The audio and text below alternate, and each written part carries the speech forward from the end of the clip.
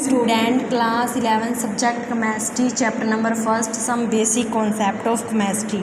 Today we will discuss about the topic of limitation of Dalton atomic theory. तो कल Dalton ने क्या है 5-6 कॉन्सेप्ट बताए थे। तो सबसे पहले कॉन्सेप्ट क्या बताया था, उसने बताया था कि सेम एलिमेंट वाले की सेम साइज, सेम शेप और सेम मास होता है, पर ऐसा कुछ नहीं होता क्योंकि मॉडिफाइड डाल्टन थ्योरी आई थी। उसने ये बताया था कि सेम एलिमेंट की कभी भी same mass, same shape, same size कभी भी नहीं होता।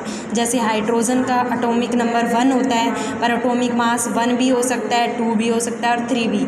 अगर 1 है तो प्रोटियम, 2 है तो ड्यूटेरियम, 3 है तो ट्राइटियम। तो ये कहलाते हैं आइसोटोप। आइसोटोप्स का मीनिंग क्या होता है, जिसका आपको एटॉमिक नंबर देखो 1 सेम दिखाई दे रहा है, पर इसका एटॉमिक मास क्या है, बिल्कुल अलग दिखाई दे रहा है। नीचे वाला एटॉमिक नंबर होता है, ऊपर वाला एटॉमिक मास इसका अलग है। पहले 1 था, फिर 2, फिर 3। तो इस जो सेम एलिमेंट, ये आपको एलिमेंट बिल्कुल सेम दिखाई दे रहे हैं, एटॉमिक नंबर सेम दिखाई दे रहा है, पर मास नंबर बिल्कुल डिफरेंट दिखाई दे रहा है, तो ये आता है आइसोटोप। तो यही लिमिटेशन थी। डाल्टन ने बताया था सेम एलिमेंट की same size, same mass, same mass होता है, पर ऐसा कुछ नहीं। उसने बताया था अगला कॉन्सेप्ट कि डिफरेंट एलिमेंट की different shape, different mass, different size होता है, बट ऐसा कुछ भी नहीं होता। उसने ये भी लिमिटेशन बताई थी एटम की डिफरेंट एलिमेंट्स की सेम मास भी हो सकता है, सेम शेप भी और सेम साइज़ भी। जैसे पोटाशियम और कैल्शियम की लेते हैं तो हमारे एटॉमिक मास ऊपर बिल्कुल इसका भी 40 होता है, इसका भी 40 है, फिर इसका एटॉमिक नंबर बिल्कुल डिफरेंट दिखाई दे रहा है, 90 और 20।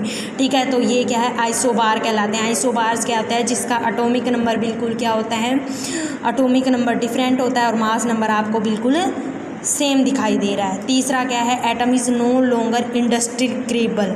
आपको बताया, उसने बताया था कि एटम क्या है, इंडेस्ट्रिक्टिबल होता है, पर एटम बहुत सारी चीज़ों से बना होता है, न्यूट्रॉन से, प्रोटॉन से और इलेक्ट्रॉन। इलेक्ट्रॉन क्या होता है, negative charge, proton positive charge और न्यूट्रॉन होता है जिस पे कोई चार्ज नहीं होता। दूसरा ये कंपाउंड और मॉलिक्यूल्स है, वो क्या है, उसने बताया था सिंपल होल नंबर रेशियो में दिखाई देंगे, पर ये ज़रूरी नहीं है कॉम्प्लेक्स रेशियो में भी दिखाई दे। उसने तो सिंगल एग्जाम्पल H2 का लिया था, पर इसने ये कहता है कि कॉम्प्लेक्स भी हो सकता है। जैसे कार्बन 12 है, H22 है, O 11, तो इसका रेशो 12:22, 11 रेशो। उसने क्या बताया था कि सिंपल होल रेशियो में मिलेगा, पर ऐसा कुछ नहीं है, होल नंबर रेशियो में भी दिखाई देता है। उसके बाद में एटॉमिक मास क्या होता है, मास, जो एटम का मास होता है उसको एटॉमिक मास कहते हैं। ग्राम, जो मास ऑफ एटम ग्राम में, उसको ग्राम एटॉमिक मास कहते हैं। मोलिकुलर मास क्या होता है, जो मास होगा मोलिक्यूल्स का, उसको मोलिकुलर मास कहते हैं। ठीक है, अगर हम निकालना चाहें मोलिकुलर मास, जैसे H2 का 2, इसका कितना है एटॉमिक मास 1, ऑक्सीजन का कितना होता है 16 एटॉमिक मास, टोटल करेंगे तो 18 ग्राम। कार्बन डाइऑक्साइड का CO2 को देखो, कार्बन का कितना होता है एटॉमिक मास 12, ऑक्सीजन का 1 का 16 होगा, तो 2 का कितना होता है 32, तो 12 + 32 कितना आता है 44। ठीक है, थैंक्स।